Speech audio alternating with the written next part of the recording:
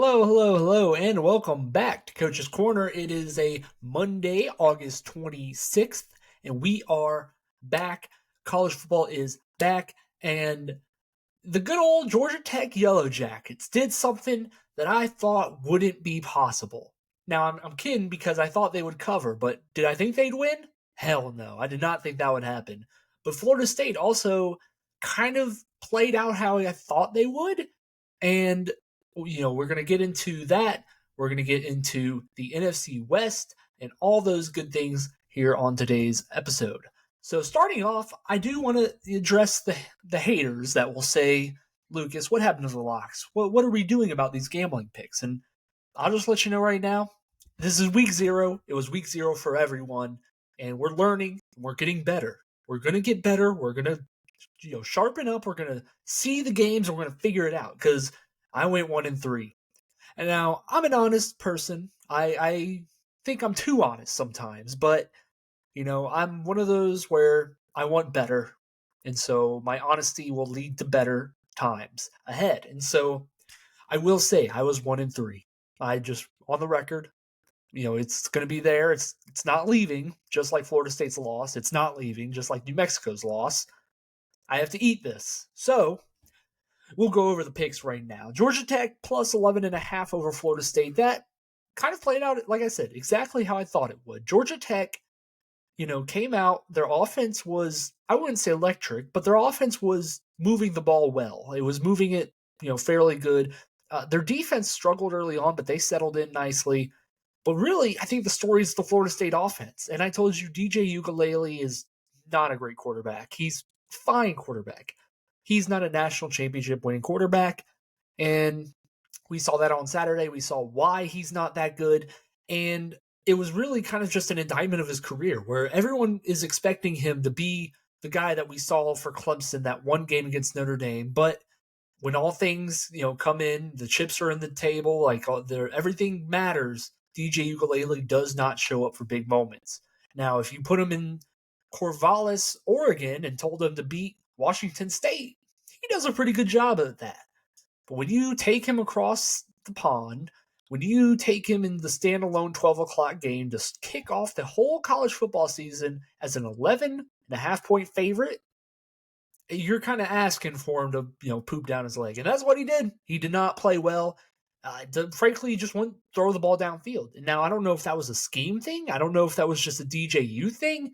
But there was just no time that Florida State was ever pressing. It felt like they were always, on their heels and they could never really establish themselves in this game outside of that first drive. That first drive was incredible, but it comes back to a lot of coaching where those first 15 plays, they're, really easy to kind of look at those 15 and be like, hey, this is what we're going to do. We're going to come out and punch them in the mouth, blah, blah, blah.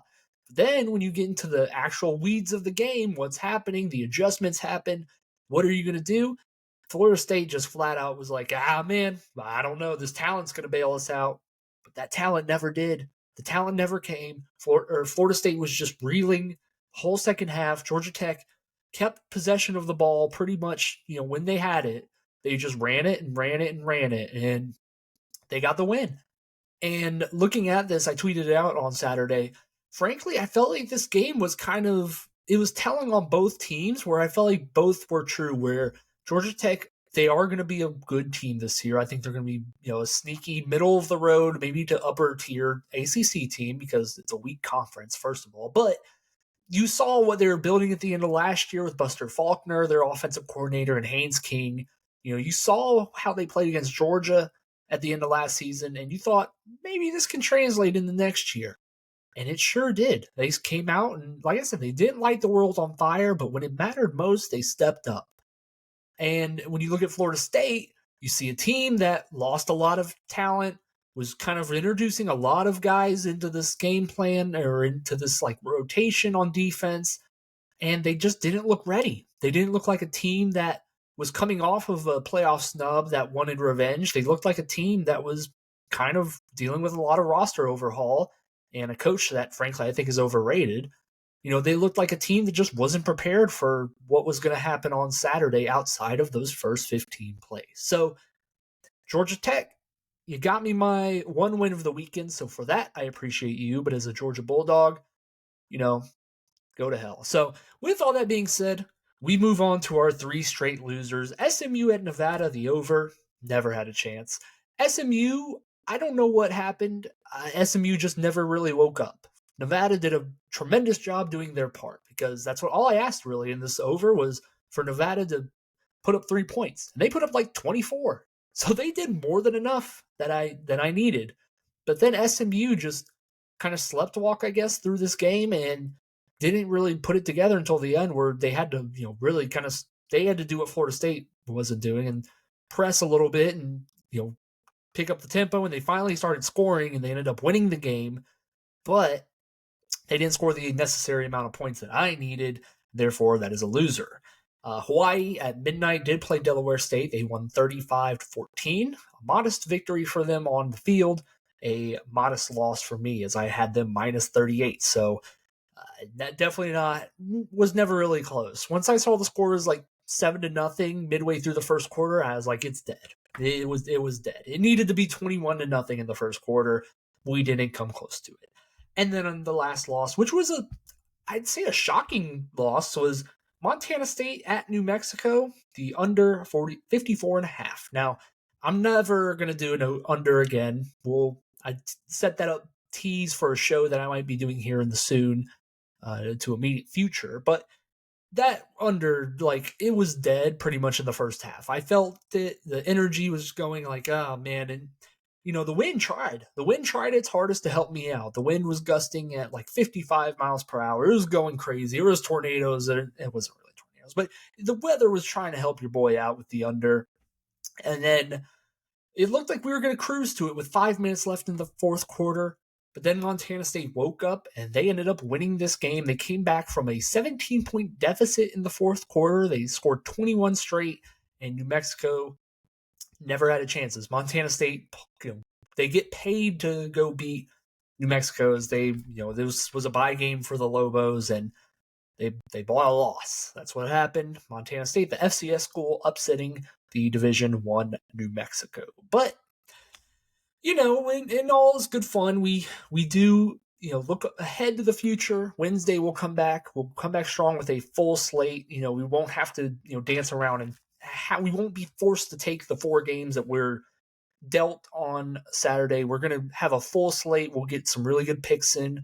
We will win our bets and we will go over 500. We'll recover, lock and reload for this upcoming week 1 of college football.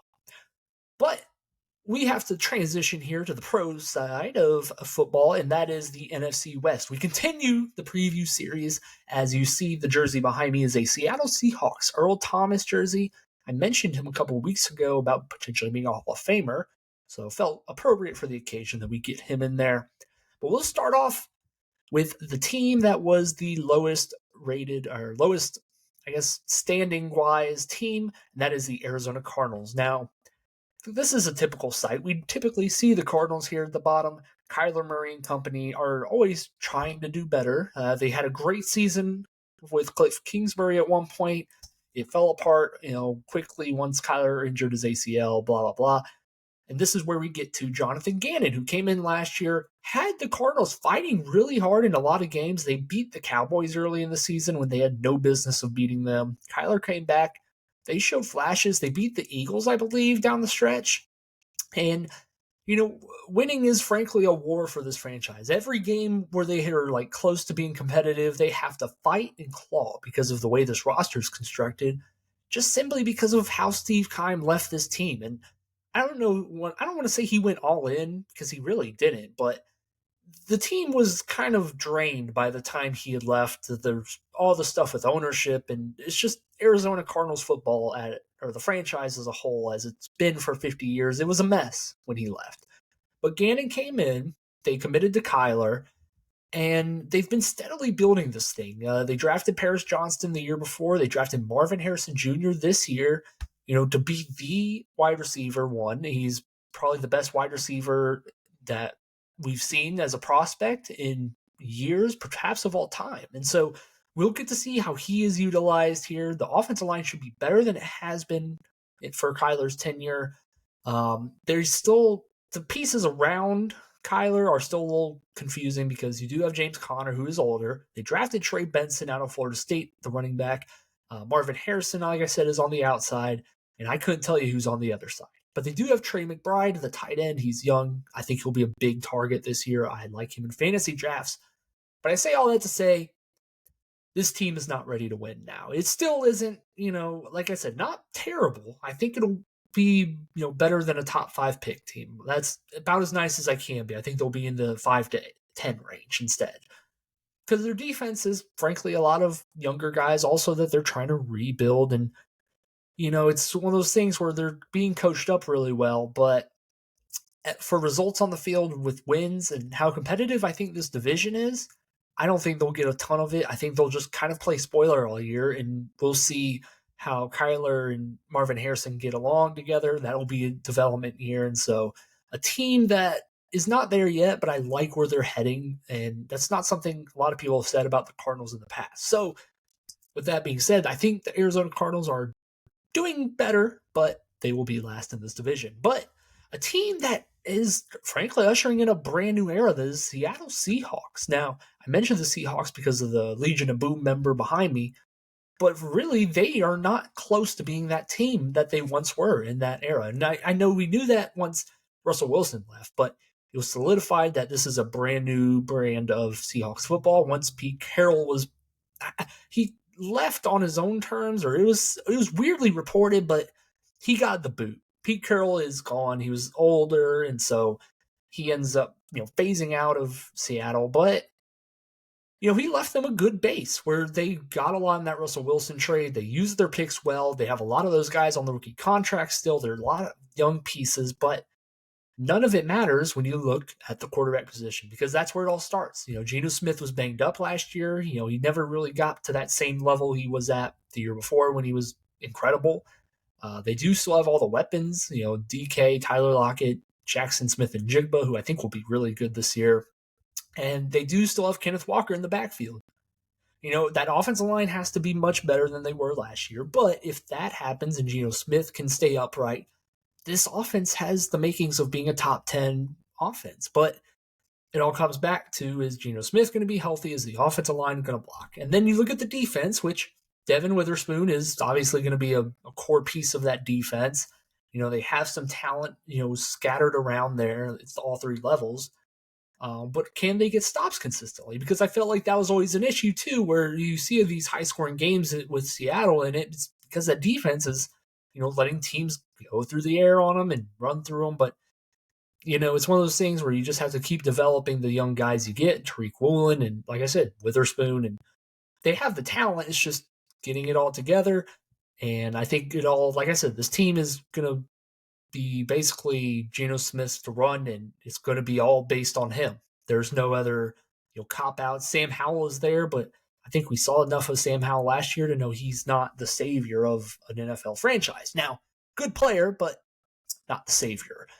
And so we'll see if they make a playoff berth. It's one of those things of a weaker NFC. I wouldn't be shocked at seeing it, but I wouldn't bet on it. I would bet on he doesn't quite get there. Geno Smith doesn't get them quite there. He gets ran out of town, or maybe he's just, benched, or some sort of way where basically they softly like, hey, thanks for that year, but goodbye. They go towards another direction. So we'll see how Seattle does, but I'm not entirely optimistic, but I'm not down on them. Then we move on to a team that I think was frankly the most volatile team in the NFC, and that is the Los Angeles Rams. Now, they came off of that horrible year and made a pretty good run at it last year. They started off the season poorly. They picked it up really well. They could have been a Super Bowl team if they didn't run into a hot team like Detroit. And so that's where their season ended, was in Detroit, but it was a really, really awesome game.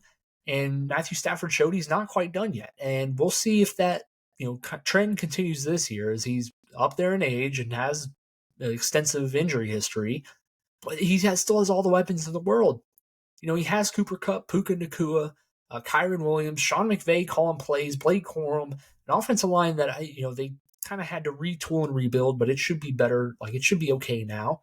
They have all the makings of a team that can continue their success. But just as much as I think they can be a playoff team again, I just as much think they can be that team that where Matthew Stafford gets hurt and all of a sudden they find themselves in the basement and they're just struggling to get by with guys like, John Wolford and, they have Jimmy Garoppolo, but he's suspended. But like, is Jimmy Garoppolo going to come in and make up for a Matthew Stafford sized hole? No. Is Stetson Bennett going to do that for the first 2 games if he goes down early? No. So that happens where they also lost a lot of their offensive coordinator staff. And I don't think they lost the offensive coordinator. No, they did. Zach Robinson, gone. He's in Atlanta now. Raheem Morris, the defensive coordinator, gone. He's in Atlanta as the head coach now. So they lost him. That defense should still be a good developing team because that's what they were last year. They drafted well on that defensive line, but they're going to miss Aaron Donald. I assume he's going to be missed big time there. So the Rams, I could see them being a really bad team like they were that one year, but I could also see them stepping up and being like the 5th seed in the NFC.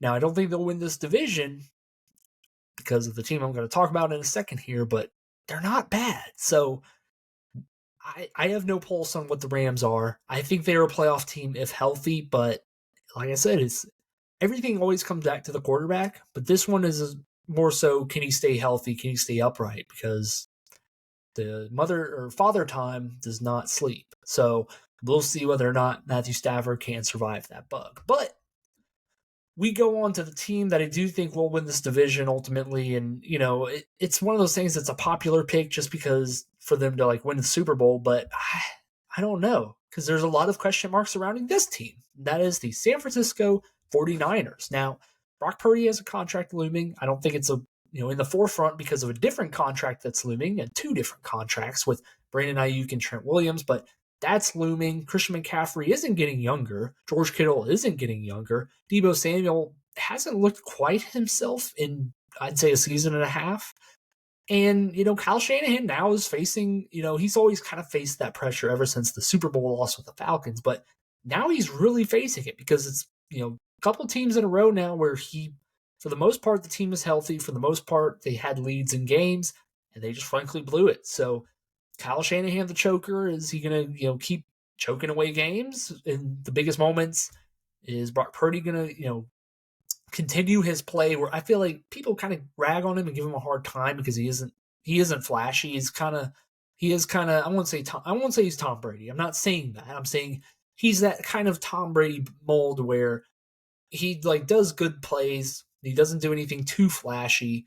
He doesn't have like a specific skill set. He's not big physical running dudes over. Like he's just a good pocket passer that can move a little bit, just enough to where get his guys open. He's schemed really well. So like no one gives Brock Purdy his respect, but he's a good quarterback. And so will he continue this, I guess, run of being good? will he continue to be a good guy? I don't know. George Kittle, can he stay healthy? Deebo Samuel, can he stay healthy? Is Brandon Ayuk going to play for this team? There's just a lot of questions on this offense where they have obviously all the weapons. They have had that for a couple of years now, but is it all going to, continue going as it has where they're just kind of blowing teams out? And is this defense going to continue to be good? Eric Armstead, was released because of cap casualty. He's in Jacksonville now. Is Nick Bosa going to, hold down the defensive line? Javon Kinlaw, they drafted him. He's in New York now. Emmanuel Mosley, he's in Detroit now. It's a lot of names where it's like you start seeing these role players go out the door, guys you got for cheap that were really productive. Now you're just sitting with like 4 or 5 superstars that are taking up like 80% of your cap space, and now you're cash strapped, and now you're really hoping that you can muster up enough big plays to go on a road and beat a team like Philadelphia in Philadelphia, or a team like the Rams who are just really well coached and just playing, up to standards despite being like a lot less paid than you. It's a lot of question marks with San Francisco where it's really just, are you going to be complacent with being at the top of the NFC, or are you going to finally nut up and go beat Patrick Mahomes? That's frankly the question. Are you going to beat Patrick Mahomes when it matters the most? We'll see what the San Francisco team does. I'm not entirely sure, but this feels like a make or break year for Kyle Shanahan and co.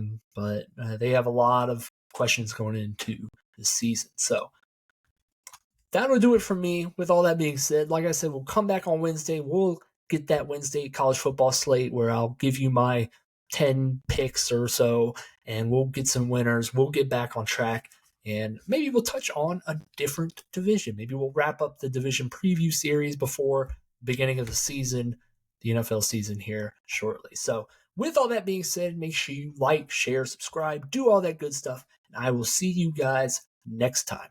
Goodbye.